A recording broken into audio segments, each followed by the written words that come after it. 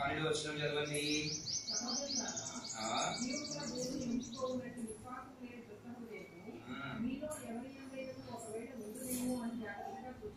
జాగ్రత్తగా చూచుకోండి.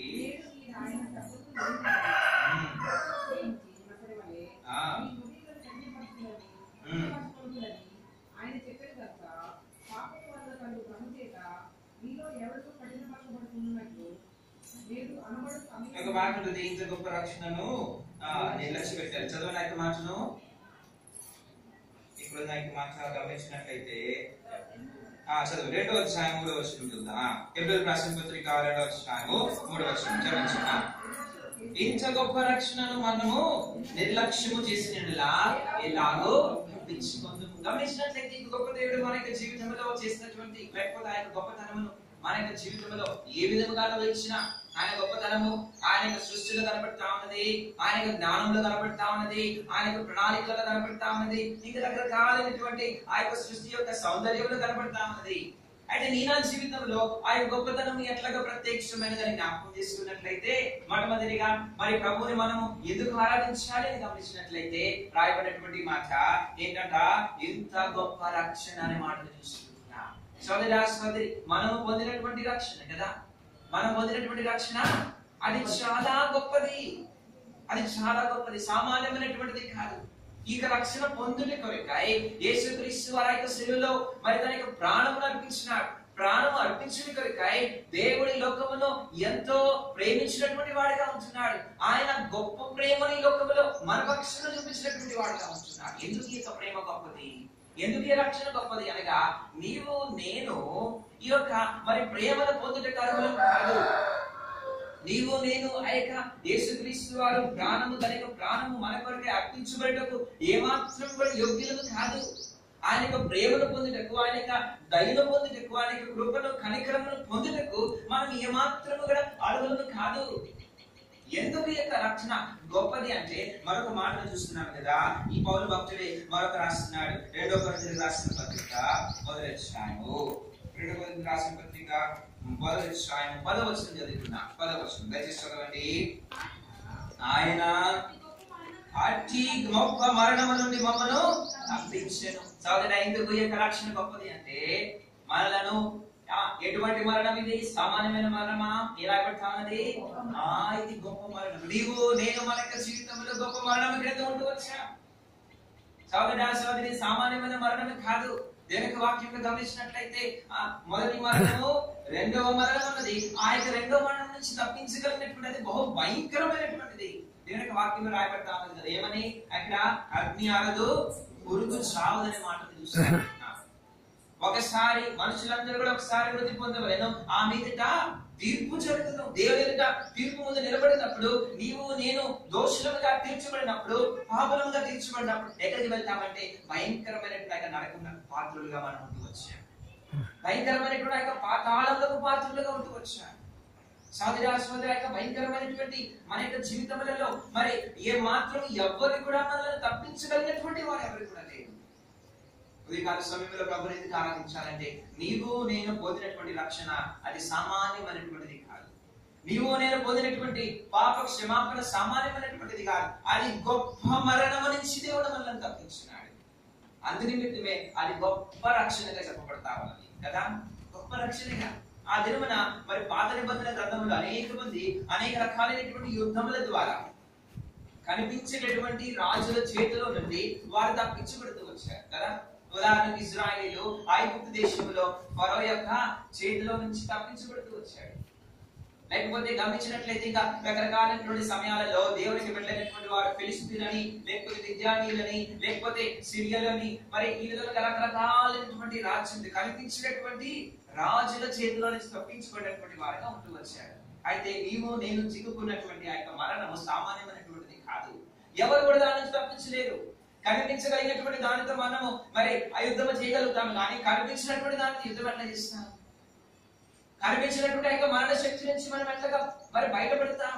ఇది ఇక మరణం అనేటటువంటిది అదొక శక్తిగా, మరణం యొక్క బలముగా మన యొక్క జీవితంలో రాజ్యం చేస్తున్నప్పుడు దాని నుంచి తప్పించగలిగినటువంటి వారు ఎవరు లేనప్పుడు, అది భయంకరమైనటువంటి మరణమైనప్పుడు ఆ యొక్క భయంకరమైన మరణం యేసుక్రీస్తు వారు ఆ యొక్క శిలువలో అర్పించడం ద్వారా నీవు నేను గొప్ప రక్షణను పొందినటువంటి వారుగా ఉంటున్నాను.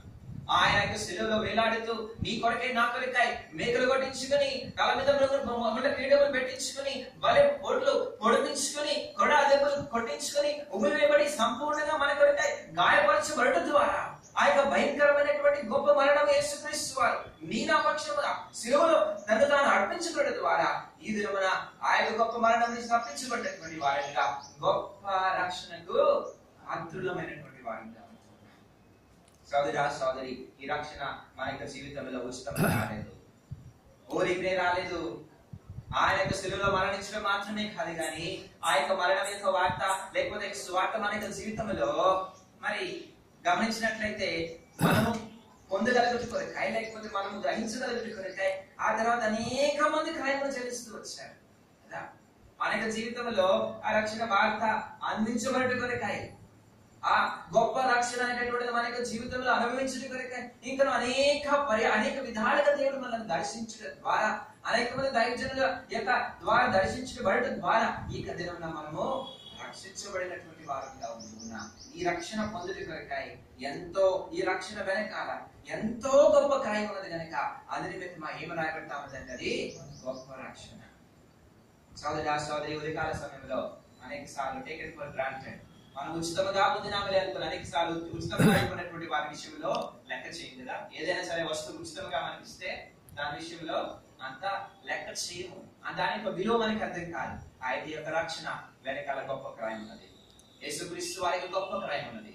ఈ రక్షణ గొప్పది ఎందుకనగా గొప్ప మరణం నుంచి మనము తప్పించబడినటువంటి వారం ఉంటున్నాం కనుక ప్రభుని మనము ఆరాధించవలసిన వారం ఉంటున్నాం. ప్రభు నీవు గొప్ప దేవుడివి, గొప్ప దేవుడిగా నా యొక్క జీవితంలో గొప్ప రక్షణ ఇచ్చినావయ్యా, నీకు వందనాలు స్తోత్రాలని ప్రభుని ఆరాధిస్తున్నా. రెండోది గమనించినట్లయితే చూద్దామండి, కీర్తనల గ్రంథము 94 కీర్తనల గ్రంథము 94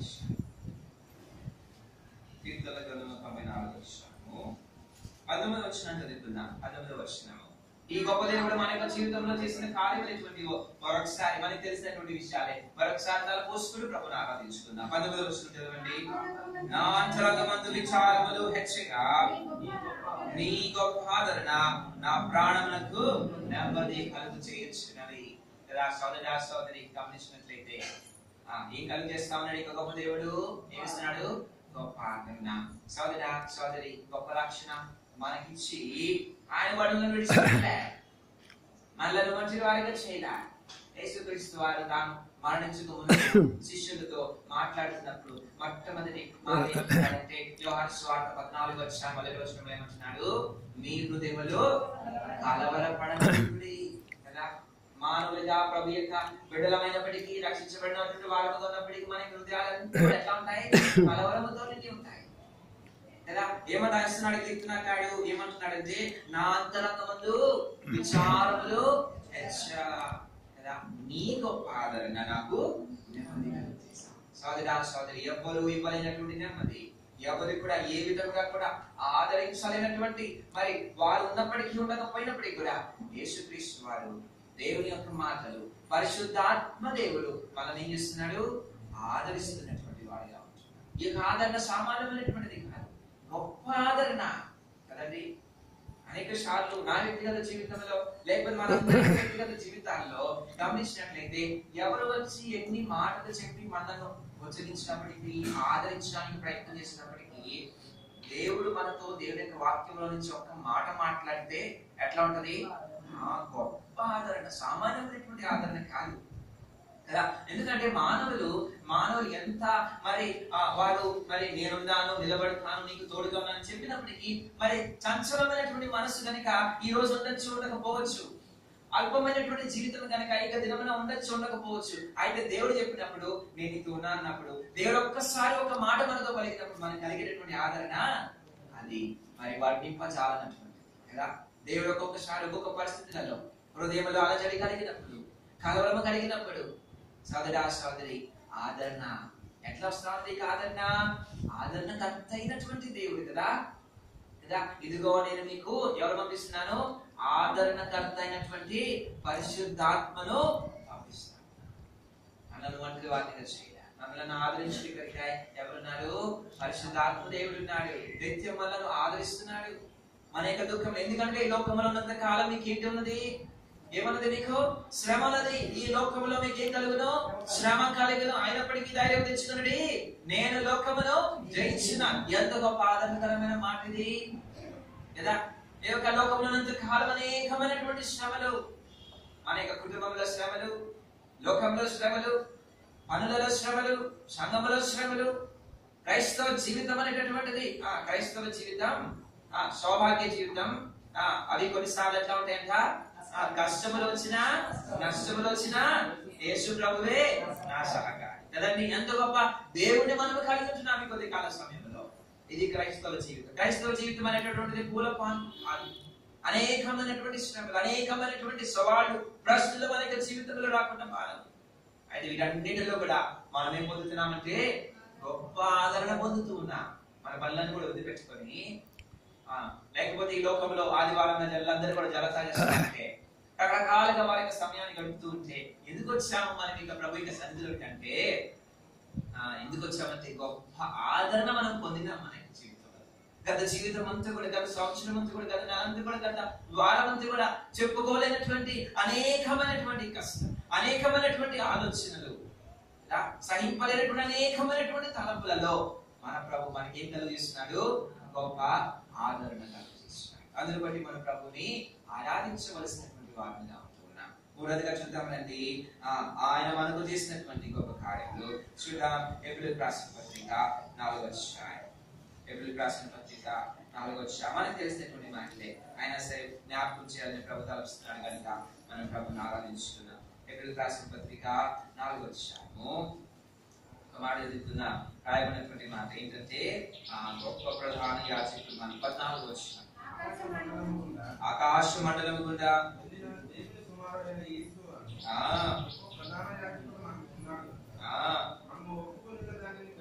కనుక మనం ఒప్పుకున్న దానిని గట్టిగా చేపట్టుదాము. సోదరి సోదరి, మనకి ఎవరున్నారు? గొప్ప ప్రధాన యాజకుడు ఉన్నాడు కదండి. ప్రధాన యాజకుడు ఉన్నాడు. ఏదో మనం వెళ్ళి మన యొక్క మరి ఏదో గుడ్డకు వెళ్ళి కొంతసేపు చప్పట్లు కొట్టి, లేకపోతే ప్రభులు కొట్టి, ఆ యొక్క వారిని నమస్కరించి పూజించి కొబ్బరికాయ కొట్టేసి వచ్చడం కాదు. ఈ దేవుడు గొప్ప దేవుడు మన యొక్క జీవితంలో తన యొక్క గొప్పతనమును దినదినము క్షణము క్షణము కూడా ప్రత్యక్షపరుస్తూ ఉన్నాడు.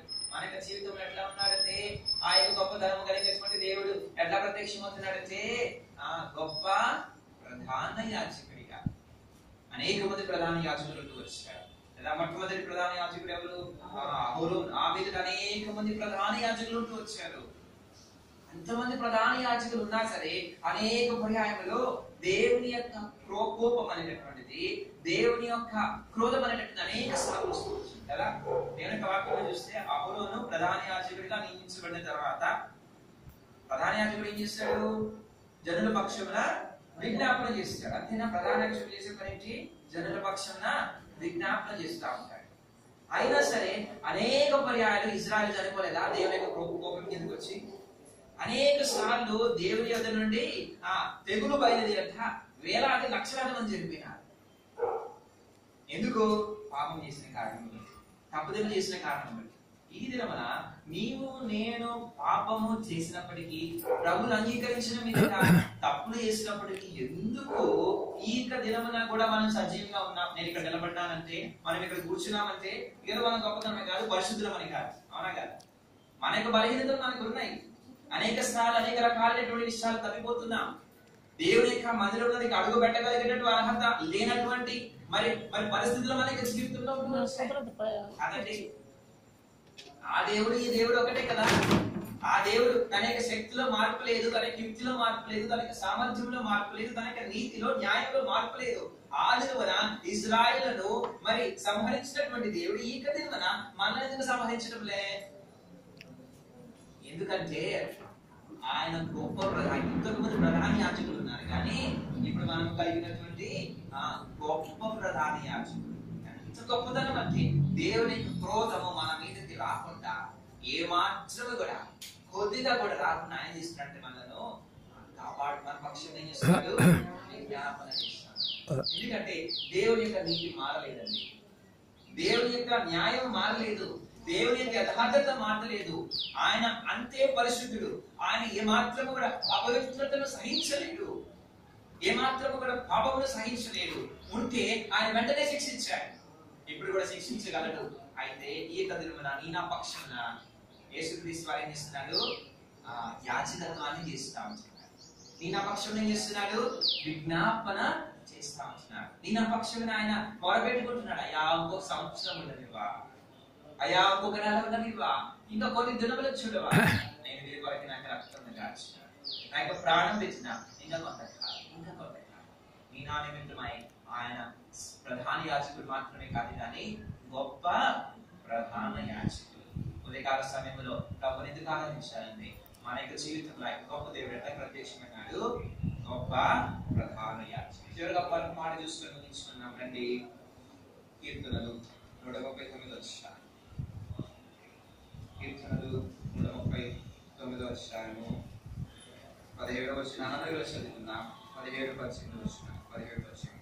దేవా, నీ తలంపులు నాకెంతో ప్రియమైనవి, వాటి మొత్తం ఎంత గొప్పది, వాటిని లెక్కించదని అనుకుంటున్నా, అవి ఇసుక కంచెను లెక్కకు ఎక్కువై ఉన్నవి. నేను మేల్కొచ్చిన ఇంకనూ నీ యొక్కనే ఉందును. 17వ వచనం అంటున్నాడు కదా, దేవా నీ తలంపులు నాకెంతో ప్రియమైనవి, వాటి మొత్తం ఎంత గొప్పది. సోదరా సోదరి, నీ నా విషయంలో దేవుడు కలిగినటువంటి తలంపులు ఎంతట, వాటి మొత్తం ఎంత గొప్పది. నా కాడులో ఆరాధిస్తున్నాడు, భయపరుస్తున్నాడు. అయ్యా నా విషయంలో కలిగినటువంటి తలంపులు, నా విషయంలో నువ్వు కలిగినటువంటి ప్రణాళికలు, ఆలోచనలు, వాటి మొత్తం ఎంతో గొప్పది, ఎంతో గొప్పది, సామాన్యమైనటువంటివి కాదు. నీ కొరకై నా కొరకై ఆయన ప్రాణం పెట్టడం మాత్రమే కాదు, నేను ఆదరించడం మాత్రమే కాదు, నీ కొరకై నా కొరకై మరి యాజకత్వం జరిగించడం మాత్రమే కాదు, ఆయన యొక్క ప్రణాళికలంట, మరి ఆయన యొక్క తలంపులంట ఎంతో గొప్పవి. మన సహోదరి గురించి మనం కొన్ని ఆలోచనలు కలిగి ఉంటాయి, భార్య గురించి, భర్త గురించి కొన్ని ఆలోచనలు ఉంటాయి, బిడ్డల గురించి కొన్ని ఆలోచనలు ఉంటాయి. ఇది గమనించినట్లయితే వాటన్నిటికంటే మించినటువంటి ఆలోచన, తలంపులు దేవుడు మన పక్షాన కలిగించినాడు. వాటన్నిటిని కూడా కలిపి చూడడానికి ప్రయత్నం చేస్తే ప్రభువా ఎంతో గొప్ప అంటున్నాడు, వాటి మొత్తం ఎంతో గొప్పది. సోదరా సోదరి, ఎన్నో గొప్ప ప్రణాళికలు నీ విషయమై నా విషయమై కలిగినటువంటి వాడు దేవుడు. గొప్ప దేవుడు మన విషయంలో సమానమైన తలంపులు కాదు, ఈ గొప్ప దేవుడు మన విషయంలో సమానమైనటువంటి ప్రణాళికలు కాదు, కానీ మన విషయంలో గొప్ప తలంపులు కలిగినటువంటి వాడు ఉన్నాడు. మనం ఎంతగా ప్రభు యొక్క మరి ఆ విధేయతలోకి వస్తామో అంతగా ఆయన యొక్క తలంపులు మన జీవితంలో నెరవేర్చబడతాము. సోదరా సోదరి, నీ నా జీవితంలో ఆయన కలిగినటువంటి శ్రేష్టమైనటువంటి తలపు గమనించినట్లయితే, పురుగు వంటి మనల్ని చూసినాడు, మంచి నుండి లేవనెత్తి వెంటన కూర్చుని పెట్ట ఆయన యొక్క తలంపు అండి. ఈ లోకంలో మరి కూర్చున్నానికి మనకి స్థలం లేదు, ఈ లోకంలో సమాజంగా చేరుకోవడానికి ఒక స్థలం లేదు, ఎలా ఆ యొక్క మరి శక్తి లేదు, సామర్థ్యం లేదు. ఈ లోకంలో అనేక రకాలుగా మనం బలహీనలవి. అయితే మన యొక్క బలహీనతలను బట్టి కాదు, కానీ మన విషయంలో కలిగినటువంటి తలం ఏంటంటే, ఈ బలహీనతలను ఎక్కడ కూర్చోబెడతా? నేను వెంటనే కూర్చోబెడతా, బంగారం కలిగినటువంటి విధులలో నడిపిస్తాను. ఆ యొక్క మరి రకరకాలైనటువంటి మరి మాణిక్యములతో నిర్మించబడినటువంటి ఆ యొక్క స్థలంలో స్వాస్థ్యంగా ఇస్తాను. సోదరా సోదరి, ఎంత గొప్ప తలం, ఎంత గొప్ప దేవుడు మన యొక్క జీవితంలో మనం కలిగించున్నాం. కనుక ఒకవేళ అటువంటి నిరీక్షణ మన యొక్క జీవితంలో ఉంటే ప్రభుని ఆరాధిస్తున్నాం. ప్రభువా నీవు గొప్ప దేవుడయ్యా, నీవు అద్వితీయుడవయ్యా, నీ వంటి వాడు ఎప్పుడైతే నేను ఆరాధిస్తున్నాను. నేను గొప్ప దేవుడిగా మొట్టమొదటి నా యొక్క జీవితంలో ఏమి ఇచ్చినావు? గొప్ప రక్షణ ఇచ్చినావు. నీవు నా యొక్క జీవితంలో గొప్ప ఆదరణ ఇస్తున్నావు. నా యొక్క జీవితంలో గొప్ప ప్రధాన యాజకుడు ప్రభువా, నా విషయంలో నేను తలచినటువంటివి, ఊహించినటువంటివి, గోచరము కానటువంటివి, మనస్సుకు గోచరము కానటువంటి గొప్ప తలంపులు కలిగినావయ్యా, ఏమిచ్చి నేను రుణం తీసుకుంటున్నా. గొప్ప దేవుడు అని ప్రభుని ఆరాధిస్తున్నాను. దేవుడికి వాక్య భాగాన్ని దీవించుకుంటున్నాను.